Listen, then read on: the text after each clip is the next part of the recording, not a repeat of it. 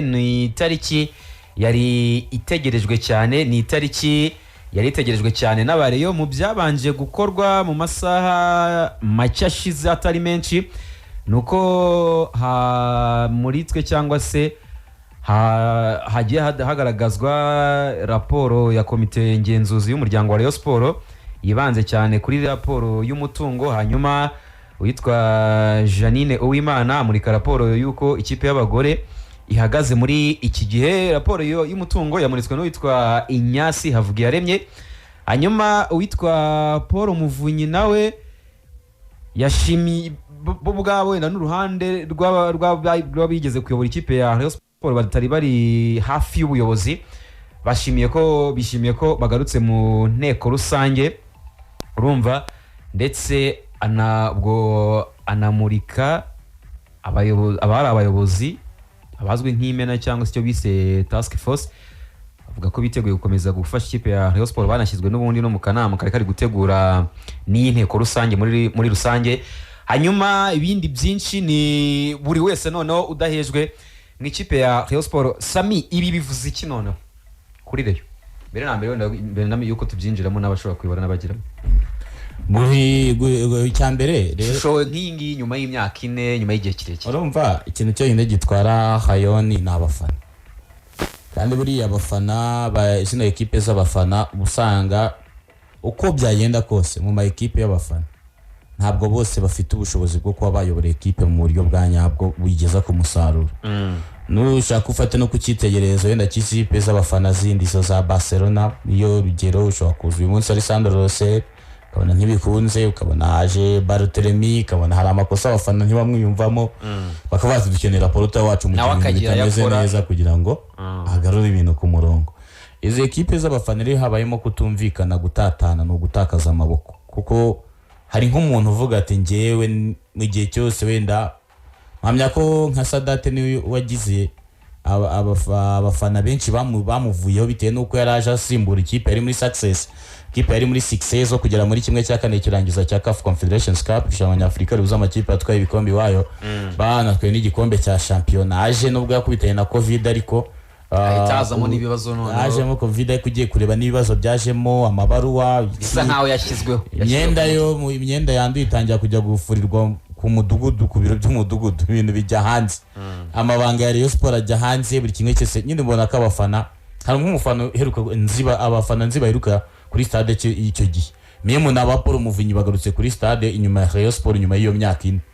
Hari ibintu iyo rero mwatandukanyije amaboko muri ikipe y'abafana kandi nta wundi mutera nkunga mugira, yaba ibitekerezo bari byinshi. Hari n'abandi usko ari gihe ekipe basangwa abantu bari kumwe, ariko kubera ko hari abantu bahejwe runaka bagafatanya n'abadiversary kugira ngo bace imbaraga ekipe, hanyuma bigaragare neza ko abo bizeye ba failinze. Ibyo bintu nabyo bibaho.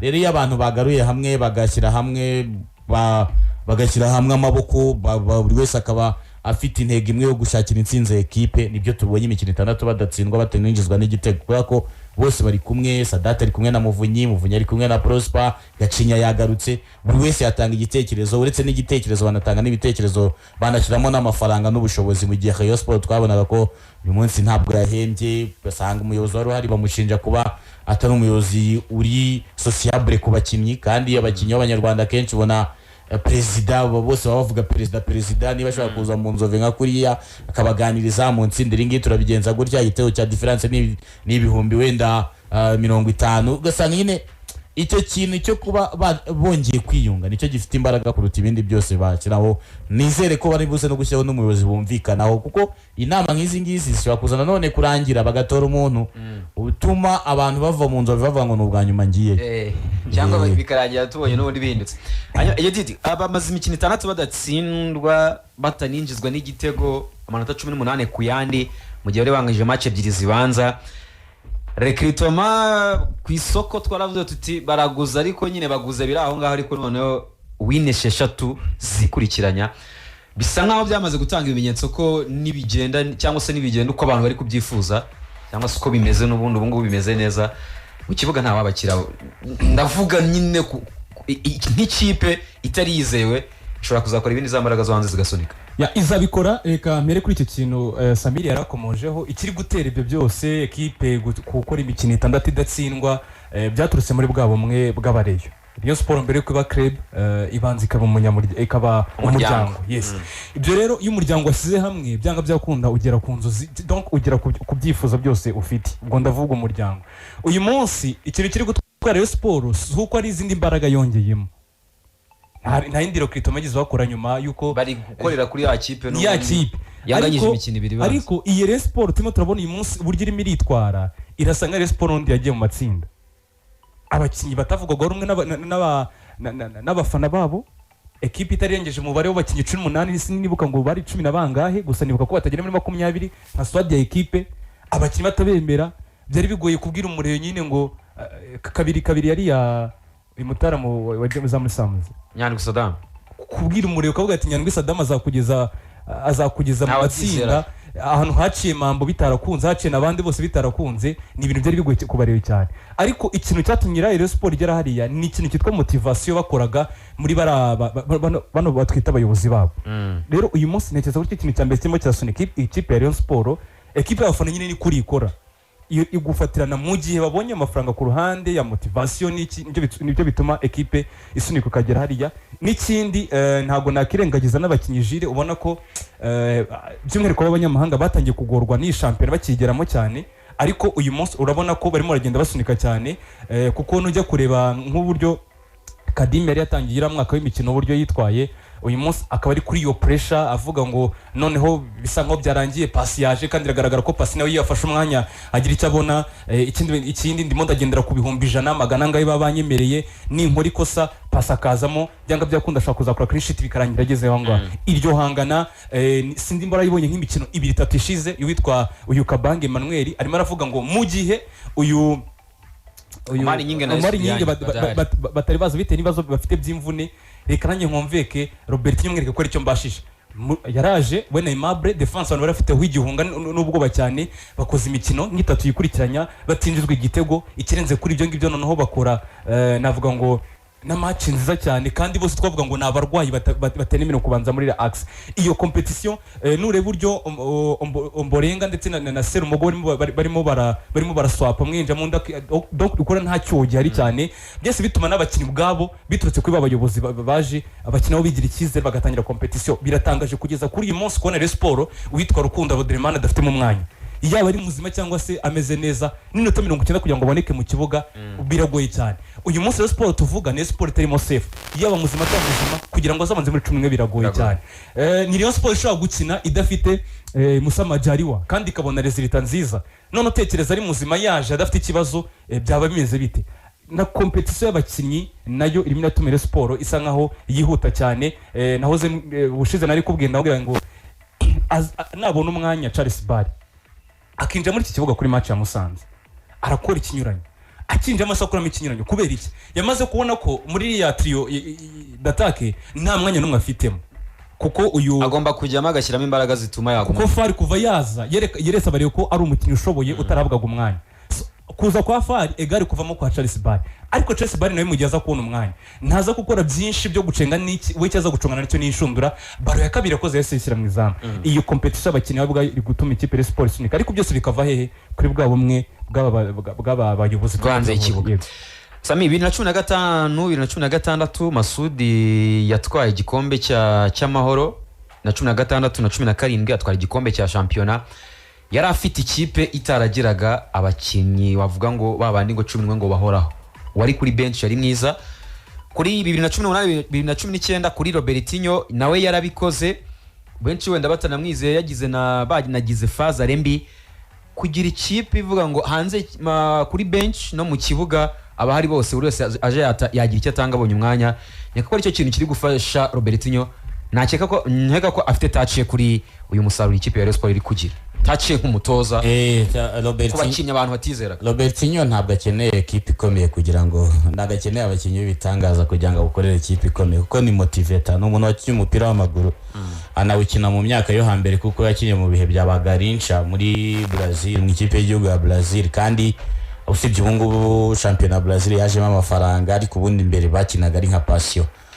ni umutoza w'umumotiveta ushobora kuba yamotiva umuntu wese akamubwira ko akenshi na kenshi uzacunge amanota ya Robertinho menshi akunda kuva ku ntebe y'abasimbura bisobanuye ngo agira speech abwira abantu abwira abakinnyi bagiye kwinjira mu kibuga zitandukanye ni umuntu wagiye i Bugande mu ikipe ya Vipers uretse wenda abakinnyi nka 5 bahembwa $2,000 by'amadolari kuzamura abandi bose baba bahembwa 300 kuko Vipers ihemba $18 z'amanyarwanda ku kwezi ni ikipe idakoresha amafaranga menshi wareba ku bijyanye n'ukuntu yayifasha akayitwarana igikombe cya shampiyona harimo amanota menshi yari yasize amakipe amukurikiye nk'amanota 15 akajya kwa Mazembe akayeriminira mu rugo imbere y'abafana bayo Rumumbashi akayijyana mu matsinda nibyo muri Simba ntabwo byakunze neza ariko nabwo ntibyari bibi kuko muri Tanzania wenda turazana kubigaruka babirukana abatoza ugasanga yatsinzwe nk'imikino nk'ibiri cyangwa 3 gusa ariko ruzi ya Yanga y'ibitego 4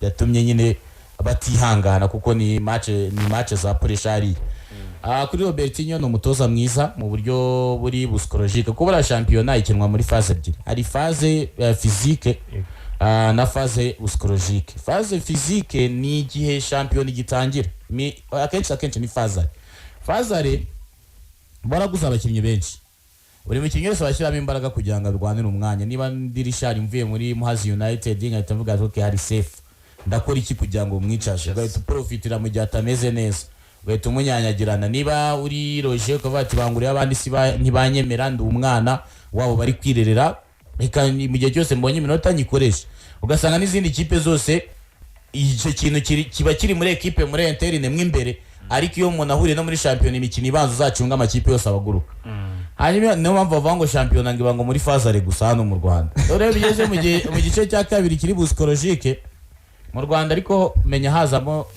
tuzayita psycho finance menya bizamo mu mutwe n'amafaranga iyo bigeze mu gice cya kabiri cya shampiyona buri kipe yose yamaze kwidistinga izitwara igikombe na urangije phase urushwa usibye Rayon Sports yigeze kubikorera kuramo amanota 12 na indi kipe nzi yaba irushwa amanota 12 muri phase renge bibara igikombe buri kipe yose iteye distingue tubatoka amanota dufite diba turi Muhazi United dufite 20 ikipe ize 30 ntizamanuka niba dutsinze imikino 8 muri phase ubu tuzabura imikino 3 dutsinda muri phase retour bagatangira bakirara ugasanga ko hitazamo na revision budgetaire mu Rwanda uhita usanga akenshi igice cya kabiri cya shampiyona n'amakipe bafite amezi 2 atarahemba kuko ingengo y'imari ba mu kwa 7 shampiyona iba yatangiye bafite amafaranga nibyo mukajya mu kwezi kwa mu kwezi kwa 10 no kwa mbere bakora revision ibintu nk'ibyo ugasanga babaye bahagaritse amafaranga ngo barebe aya mbere uko yakoresheje ukwa 12 no kwa mbere ukaba utarahemba kandi hari ikipe iri kuvuga ati twabwiyemeye ko tutazamanuka kandi ugasanga imaze gutsinda imikino 2 gusa igati ivuga ati ko mufite amanota menshi mwaduhaye ugasanga batangiye kuzamo ya mikino ikipe ishaka igikombe rero niho batangira gukina mu mutwe gusa tuvuga ati okay twe turi Rayon Sports amagaju n'ubundi agiye kumanuka usibye kubeshya ngo ikibuga kirakomeye cya Nyagisenyi ubu twabura n'igitego kimwe ku busa ibushize Kiyovu nayo yabikoze Musanze avatari kuri Emmanuel ukora avuga ko se iyo Musanze mwiga muvanga ikibuga cyawe kiragoye Musanze itsinze imikino 5 mu mikino 20 icyo kibuga kigoye gute ko twakiniye za nakasero tugakinira za wankuru kuku naye hose Kiyovu yagiye Musanze katsindira ibitego 2 ijya imwe ya Juvenal nubwo byanziga rutsirika yagari niba ari rutsiri bari Espoir ni Espoir equipe rero iyo bikiri muri mu buryo buri physique Robertinho ikintu cyambere ashoboye no kuganiriza abakinnyi nta nubwo basaye imitoreze myinshi agushyiramo akubwira ko uvuyemo nta kintu akurusha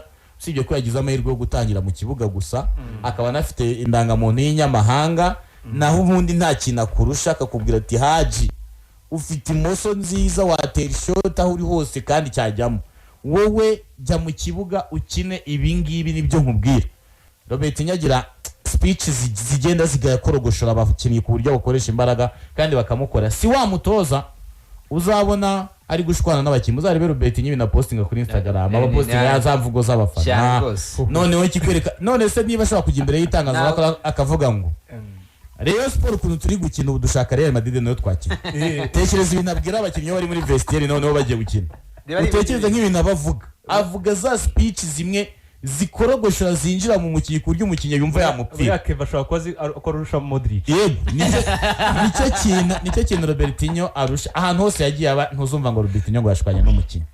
Kereka nka kuri Majari wakora ibintu by'ibisazi bamusiye kuri 18 basize abakinnyi ariko batenga ati ngiye muri iki kibuga sinajyamo.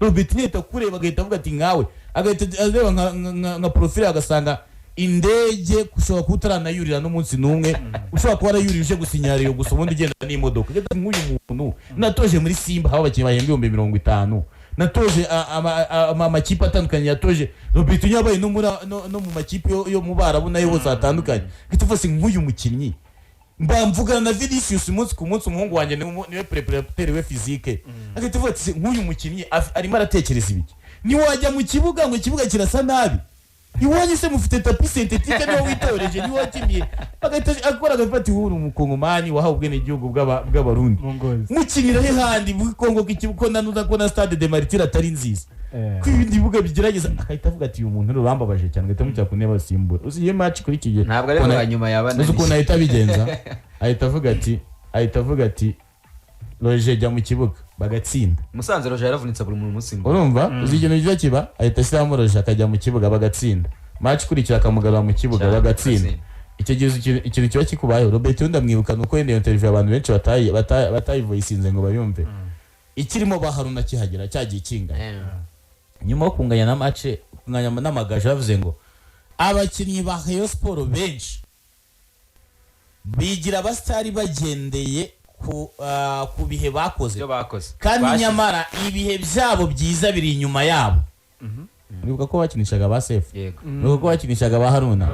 Arangije ababwira ati ikintu yahise akora refreshment umungu bizi samure umuntu uzabona ari mu kibuga ni umuntu wumva Robertinho kandi Robertinho yabwiye akumva. Robertinho nta muntu asagarira yakubwiye ibintu ukamubeshya ntubikore uvamo nta kindi mama ntabwo kwirukansa ngo bagayogonga abafana baragushaka oya niba abona utaraba tayari yo kujya kumukorera ntujya mu kibuga. Robertinho n'umutoza wa motive equipe yaris kuko nibyo mwavuganga neze 2019 Pierre yaragiye Kareb arasohoka abandi bose ndibuka yajyaga gukora interview avuga ngo Kareb Pierre ibintu byose yirwa atabaza avuga atabakiyi bose barigendeye ariko style amotiva bano bayirambona amotiva ba Nova Bayama amotiva bande equipe iragenda igera muri kimwe cya kane. Robertinho yajyanye Rayon Sport ifite abakinnyi 13 muri Algeria inganya na USM Alger yayitwaye muri Kenya ifite 14 itsindira yo Gor Mahia.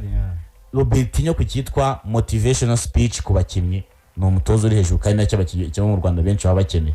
Inteko rusange yatangiye mu masaha y'isamo ya za mu gitondo hariya mu Nzove bakira abantu hanyuma bwo jambo ry'ikaze rya Ngoga ndetse na task force ya Muvunyi bwo Ngoga ni wari president w'agateganyo basobanura ko gahunda y'inama iri buze kugenda ndetse no kuyemeza batangaza raporo hagati ya 3:30 na 4 hanyuma bungurana ibitekerezo 4 na 4 n'igice hanyuma ubwo muhuza yari w'ibiganiro yari Paul Muvunyi aho ngaho 4 n'igice na 5 n'igice ubwisaha bayimaze berekana icyerekezo gishya cya Rayon Sport turaza kugarukaho. Umuhuza w'ibiganiro yari Dr Emile Rwagacondo 4 n'igice 5 n'igice hagati yaho na 6 zuzuye bunguranye ibitekerezo. Umuhuza w'ibiganiro yari Rwagacondo n'ubundi hagati ya 6 n'igice ya 6 na 6 n'igice bishora iyo ni gahunda y'inama ariko ishobora kuba wenda hari bitaragerwaho cyangwa se byagezweho kungana ibitekerezo ku mategeko shingiro y'umuryango avuguruye.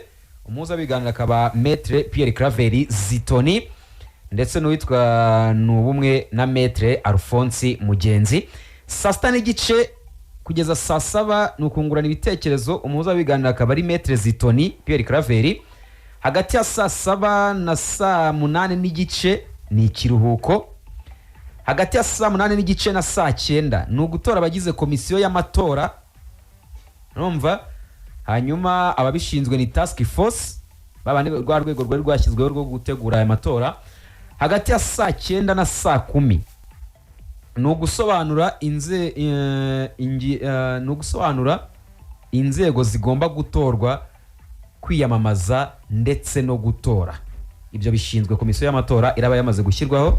Hagati ya 10 na 10 n'igice ni ugushimira abatowe hanyuma ikiganiro n'itangazamakuru hagati ya saa 10 n'igice na saa 11 ngiyo gahunda iri mu Nzove biteganyijwe ko irarangira ku isaha ya saa 10.